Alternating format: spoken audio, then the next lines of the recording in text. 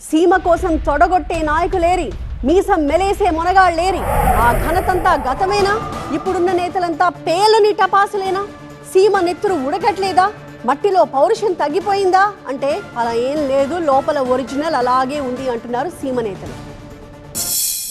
రాయలసీమ పౌరుషాన్ని బయటికి తీస్తే నిజంగా ఎవరు తట్టుకుంటే పరిస్థితులే లేవు. మనం చూసాం రాయలసీమ అంటే సినిమాలలో చూడడం కాదు, నిజంగా మళ్ళీ ఒకసారి బుద్ధి చెప్పాల్సిన పరిస్థితులు ఉన్నాయి. కలిసి రాయలసీమ రైతాంగం అందరూ కూడా తోడైతే రాయలసీమ పౌరుషం చూపించడానికి అందరం సిద్ధంగా ఉన్నాం. మేమైతే రెడీగా ఉన్నాం.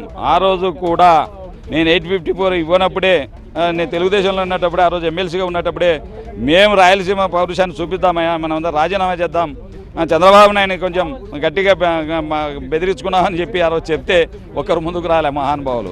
ఈరోజు అధికారం ఉండి ఈరోజు చేతనైతే తెలుగుదేశం వాళ్ళు రాజీనామా చేస్తామని చెప్పండి, ఎందుకు రాదో చూద్దాం.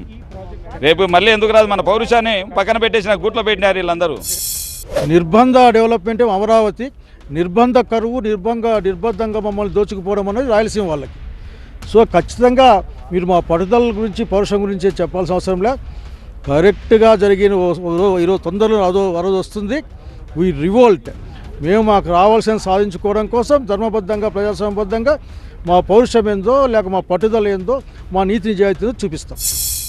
మనం ఏదో సినిమాలలో మామూలుగా మనల గురించి, ఫ్యాక్షన్ గురించి మాట్లాడే పరిస్థితి, మనం మంచి కోసం ఎంత దూరమైనా పనిచేస్తామనేది మనకు అందరికీ తెలుసు.